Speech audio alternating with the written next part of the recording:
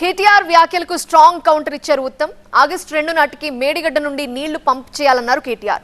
అయితే ఎన్డీఏసీఏ మాట వినాలా, మీ మాట వినాలా అని ప్రశ్నించారు మంత్రి ఉత్తమ్. మేడిగడ్డ గేట్లు క్లోజ్ చేస్తే భద్రాచలం వరకు మునుగుతుందన్నారు ఉత్తమ్. కేటీఆర్, కేసీఆర్ తెలంగాణకి క్షమాపణలు చెప్పాలని డిమాండ్ చేశారు మంత్రి ఉత్తమ్. ఆగస్టు 2 దాకా వేచి చూస్తాం.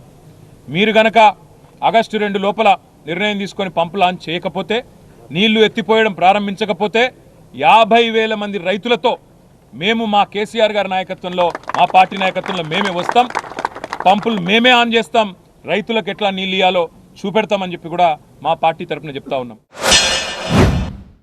భారతదేశంలో అత్యున్నత ఎక్స్పర్ట్స్ బాడీ లేదు ఈ 3 బ్యారేజెస్ గురించి ఇప్పుడు నీళ్లు స్టోర్ చేయొద్దు, గేట్లు ఎత్తి పెట్టాలి అని స్పష్టంగా లిఖితపూర్వకంగా మాకు ఇవ్వడం జరిగింది. మేము అనుకుంటున్నాం నేషనల్ డ్యామ్ సేఫ్టీ అథారిటీకి కేటీఆర్ కంటే కొద్దిగా ఎక్కువ టెక్నికల్ నాలెడ్జ్ ఉందని మేము అనుకుంటున్నాం. అందుకోసం మేము national dam safety authority advice మేరకే పోతున్నాము.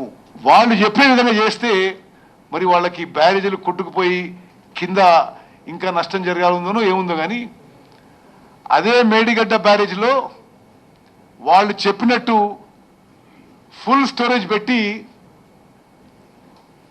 పంపింగ్ చేస్తే బ్యారేజ్ ప్రమాదవశాత్తు ఏమైనా జరిగితే కింద ఆస్తి నష్టం, ప్రాణ నష్టం, అదేవిధంగా పూర్తయిన సమ్మక్క సారక బ్యారేజ్ కొట్టుకపోతుంది, సీతారాం సాగర్ ప్రాజెక్ట్ డ్యామేజ్ అవుతుంది, దారి పొడవున 44 ఊర్లు పూర్తిగా డ్యామేజ్ అవుతాయి, భద్రాచలం టౌన్లో పూర్తిగా నీళ్ళతో నిండిపోతుంది. మరి వాళ్ళు ఇంత ప్రమాదం ఉండే అవకాశం ఉన్నప్పుడు ఎందుకు మాటిమాటికి అక్కడ పోయి ఈ పంపులు ఆన్ చేయి, లేకపోతే మేము వచ్చి ఆన్ చేస్తాం? అసలు నాశనం చేసింది మీరే. ఇప్పుడు మీరికెళ్ళి మీరు పంపులు ఎందుకు ఆన్ చేస్తలేరు, మేమే ఆన్ చేస్తాం అంటారు. సిగ్గుండాలి మాట్లాడడానికి.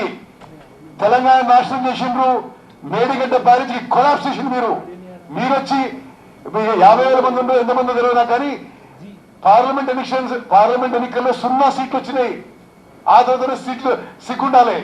మీరు నాశనం చేసి మీరు కట్టిన ప్రాజెక్టు కూలిపోయి మీరు 50,000 మంది తీసుకొచ్చి చేస్తాం. ఎవరిని బెదిరిస్తారు మీరు? సిగ్గుపడాలి, క్షమాపణ చెప్పాలి.